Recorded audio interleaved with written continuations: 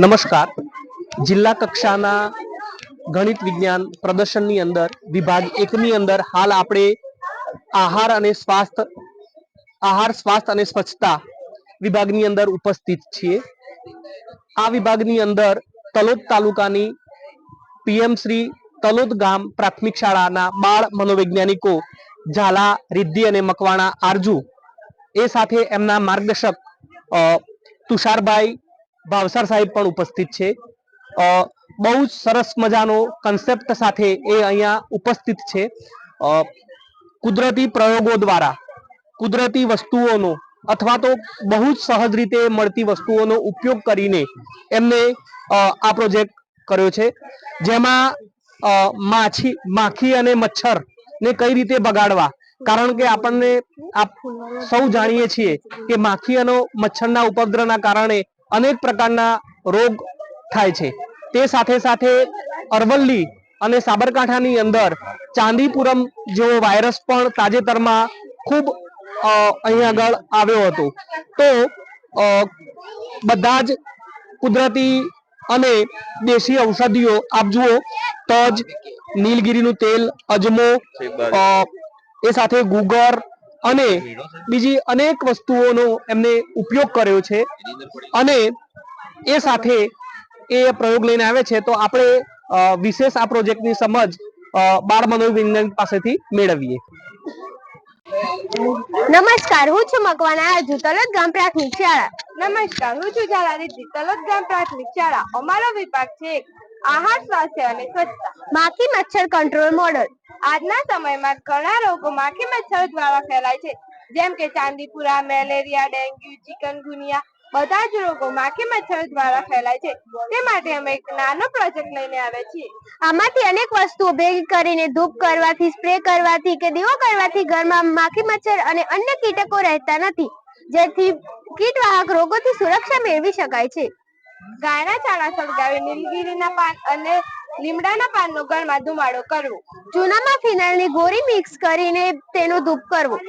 અજમો, લસણ, કપૂર મિક્સ કરી નીલગીરીના તેલનો દીવો, ધૂપ કે સ્પ્રે કરવો. કપૂર અને ગુગળ મિક્સ કરીને ધૂપ કરવો.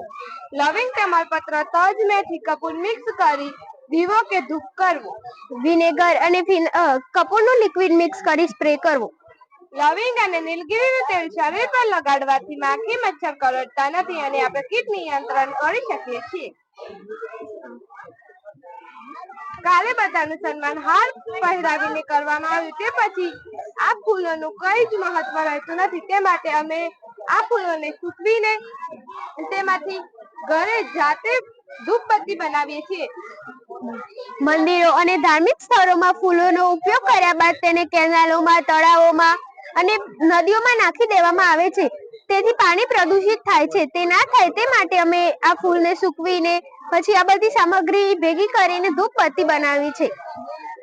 તમારે ગુલાબની સુગંધ જોઈતી હોય તો તમે ગુલાબ સૂકવીને તેમાં ગાયના છાણા, નારિયેળના છોતરાનો ઝેર તે નાખીને તમે ઘરે જાતે ધૂપબત્તી બનાવી શકો છો.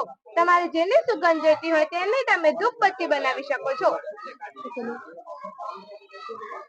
આપણે બધું કેમિકલ વાળી સામગ્રી વાપરીએ છીએ, જેમ કે કોઈલ, એ બધું વાપર્યા કરતા જો આપણે ઘરે ધૂપબત્તી બનાવીને વાપરીએ તો એનાથી કોઈ હાનિ થતી નથી. હવે આપણે એમના માર્ગદર્શક તુષારભાઈ ભાવસાર સાહેબ પાસેથી આ પ્રોજેક્ટ અંગે વધુ વિગત મેળવીએ.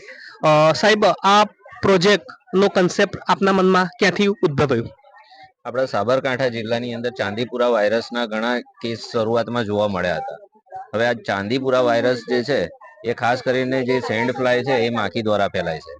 અમારા ગામની અંદર નમણા વિસ્તાર છે, જેની અંદર ઝૂંપડપટ્ટી છે અને ત્યાં માટીના ઘર છે. અને અહીંયા તમે જુઓ છો ફોટોગ્રાફ, એ માટીના ઘર છે ત્યાં આ જે ચાંદીપુરા જે વાયરસ છે, સેન્ડ ફ્લાય માખી છે, ત્યાં વધારે પડતી જોવા મળે છે. એટલે એ ઘરોની અંદર સર્વે કરીને ત્યાંના બાળકોને આ રોગ ના થાય અથવા તો આનાથી બચી શકે એના માટે અમે આ પ્રોજેક્ટ તૈયાર કર્યો છે. ખૂબ સરસ. સાહેબનો કન્સેપ્ટ પણ બહુ મજાનો છે.